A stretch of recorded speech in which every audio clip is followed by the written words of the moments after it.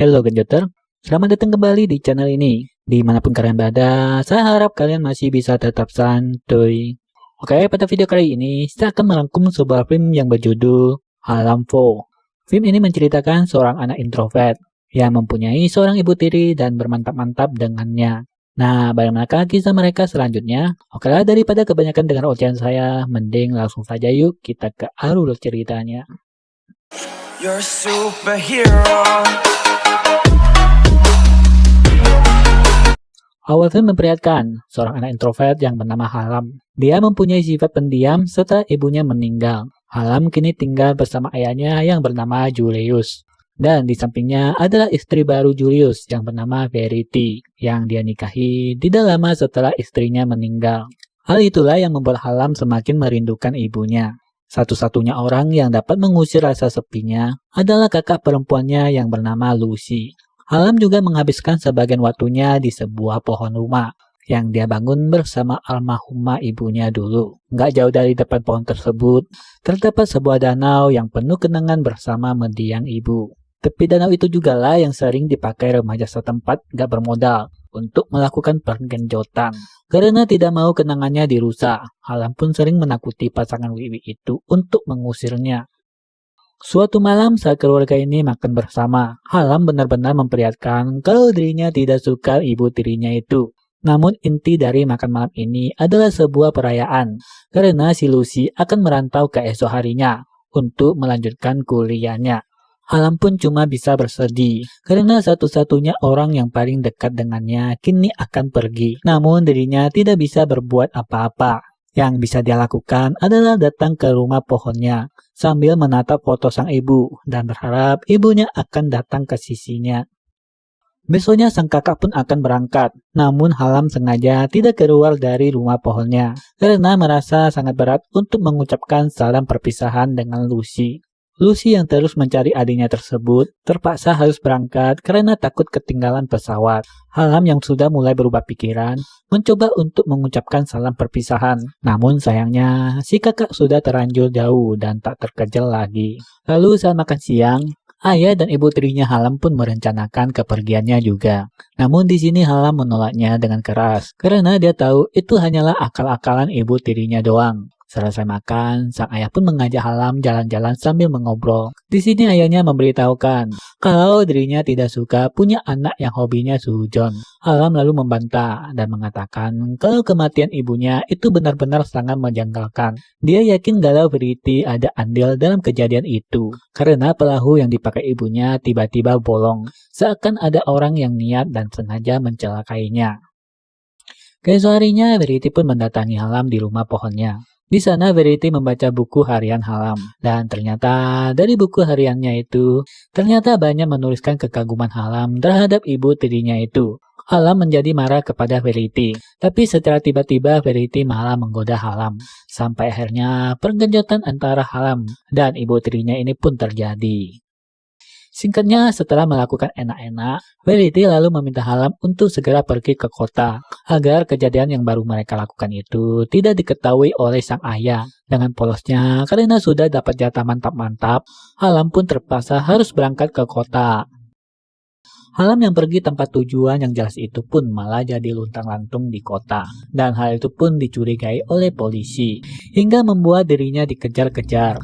Untungnya Halam bisa meloloskan diri dari kejaran polisi itu. Dia pun bersembunyi dan bermalaman di suatu tempat. Dan esoknya dia kebangun setelah ada beberapa tikus. Paginya dia dibuat kaget ketika melihat ada seorang wanita karir yang wajahnya persis dengan ibunya. Dia pun membuntuti wanita tersebut. Hingga akhirnya dia pun sampai ke tempat kerja wanita itu. Ternyata wanita itu adalah seorang HRD di sebuah hotel mewah di tengah kota. Halam yang terus menatap si wanita itu membuatnya menyadari keberadaan Halam. Dia pun akhirnya bertanya apa yang bisa dia bantu. Sontak Halam pun menjawab kalau dia lagi butuh kerjaan. Wanita itu pun kasih kartu namanya supaya Halam bisa melamar pekerjaan. Nah, di sini Halam tidak langsung pergi begitu saja. Dia terus-menerus menatap mata wanita itu hingga akhirnya membuat wanita itu merasa iba dengannya. Dan akhirnya dia pun memberikan Halam pekerjaan sebagai tukang bersih-bersih di bagian dapur. Lalu sepulang bekerja, Halam masih saja terus membututi wanita Harde yang bernama Cat itu. Mulai dari Cat bertemu dengan cem-cemannya, sampai ke apartemennya si Halam ini masih terus mengikutinya. Hingga akhirnya hari-hari pun berlalu, dan Halam malah menjadikan itu sebagai rutinitasnya. Suatu hari saat Halam tahu Cat lagi tidak ada di apartemennya, dia pun memberanikan diri untuk masuk ke apartemen Cat secara diam-diam. Dan di sana, Halam akhirnya menyadari kalau dia bisa juga mengetahui aktivitas Cat dari jauh, tepatnya dari puncak hotel tempat dia bekerja. Keesokan harinya, akhirnya Halam pergi ke puncak hotel itu di saat jam kerja. Tapi hal itu masih belum cukup bagi Halam. Beberapa kali dia pun sampai datang ke apartemennya langsung dan melihat Cat dari balik jendela yang ada di sana. Suatu malam perasaan Halam nampak gelisah dan ternyata dia baru saja memergoki wanita pujaan hatinya itu sedang digenjot oleh seorang pria yang sudah punya istri dan juga anak. Halam pun merasa benar-benar kecewa dengan Cat. Keesokan harinya, dia malah ke kantor polisi dan membuat laporan kalau ibu tirinya adalah pelaku di balik kematian sang ibu. Lantas, sepulang dari sana, Halam kembali merindukan ibunya. Dan sebagai pelampiasan, Halam pun kembali bergegas ke hotel tempat bekerja untuk memantau aktivitas yang dilakukan oleh Cat. Namun sayang, tanpa sadar, kali ini Halam ketangkap basah oleh sang manajer hotel. Atasannya pun negur Halam dan ancam akan melaporkan kejadian ini. Namun di sini Halam malah menekan balik dan bilang kalau dia bakalan ngasih tahu tentang perselingkuhan manajer. Nah, ternyata pria yang telah menggenjot wanita idamannya semalam itu adalah si manajer. Sang manajer yang gak mau ambil pusing langsung memecat Halam malam itu juga. Dan Halam akhirnya pergi tanpa ekspresi apapun. Dan saat si manajer pulang setelah bekerja, dia pun terkejut melihat Halam di rumah sedang main bersama anak dan istrinya. Dan pada akhirnya, mau tidak mau si manajer pun dengan terpaksa memperkerjakan Halam lagi. Hari demi hari, Halam pun bekerja dengan rajin dan giat. Sampai pada akhirnya, Cat yang menyadari kinerja Halam yang sangat sukses dan tak malas-malasan, Halam pun akhirnya mendapatkan promosi jabatan. Dan dia kini bekerja sebagai front office. Melihat kinerja Halam yang terus-menerus membaik, Cat pun menjadi terkesima. Dan dia pun memberanikan diri untuk menjalin komunikasi dengan Halam. Dia memulai semuanya dengan ucapan selamat dan ngerayain hari brojolnya si Halam bersama rekan yang lainnya.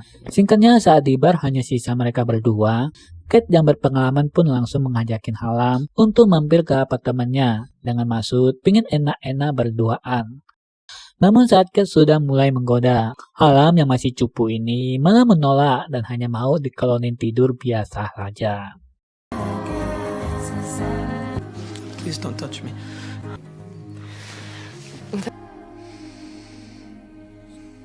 Keesokan harinya, Cat pun nampak malu atas kejadian semalam. Dia pun minta maaf ke Halam. Namun kini malah Halam yang kebelet pingin mantap-mantap sama si Cat. Dan mereka pun menuntaskannya di saat itu juga.